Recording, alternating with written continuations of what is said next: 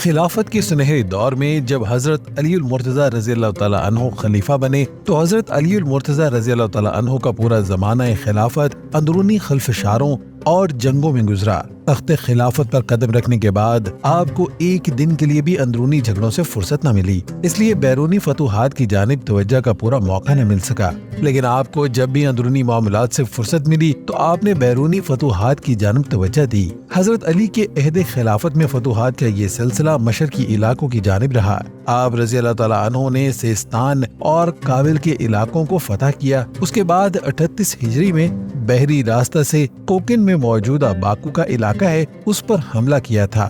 جب اجمیوں نے دیکھا کہ مسلمان آپس میں دست و گریبان ہیں تو انہوں نے مسلمانوں کی اس خانہ جنگی سے بھرپور فائدہ اٹھایا، جس کے نتیجے میں سرزمین عجم میں جا بجا بغاوتیں بپا ہو گئیں، جس کے بعد کرمان اور فارس کے صوبے باغی ہو گئے تھے اور بھی علاقوں میں بغاوت کے آثار تھے۔ حضرت علی المرتضی رضی اللہ تعالیٰ عنہ نے اندرونی خلفشار کے باوجود زیاد بن امیہ کو مامور کیا، جنہوں نے ان بغاوتوں کا خاتمہ کر کے تمام باغی علاقوں کو قابو میں کیا۔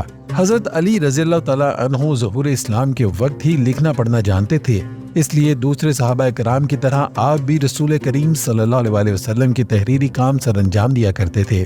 آپ رضی اللہ تعالیٰ عنہ کاتب وحی تھے۔ آپ نے کئی خطوط اور فرامین رسول کریم صلی اللہ علیہ وسلم کی طرف سے لکھے۔ اس کے علاوہ صلح حدیبیہ کا معاہدہ بھی آپ نے ہی تحریر کیا تھا۔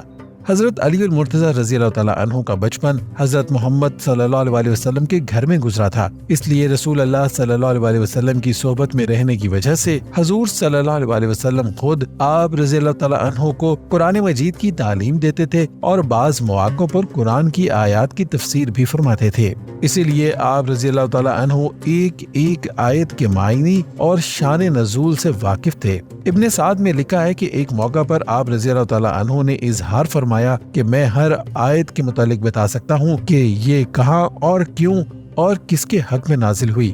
ابن جریر طبری، ابن ابی حاکم اور ابن اسیر میں کثرت سے روایات ہیں اور آیات کی تفسیر منقول ہے کہ خلیفہ وقت ایک طرف عوام کی فلاح و بہبود کے اقدامات کرتے تھے اور ریاست کے اندر امن و امان قائم کرتے تھے، جبکہ دوسری جانب بیرونی فتوحات پر بھی توجہ رکھتے تھے۔ آپ صلی اللہ علیہ وسلم کی صحبت کی وجہ سے حضرت علی رضی اللہ تعالیٰ عنہ ایک اعلیٰ مرتبت شخصیت تھے، جن کے علم کی گواہی قرآن اور فرشتوں نے بھی دی تھی۔ آج کے حکمرانوں کو حضرت علی کے علم اور عمل سے استفادہ کرنا چاہیے اور ان کی سیرت سے سیکھنا چاہیے کہ مشکل حالات میں کس طرح رعایا کا خیال رکھنا ہے اور کس طرح ملک کی سرحدوں کو وسعت دینی ہے۔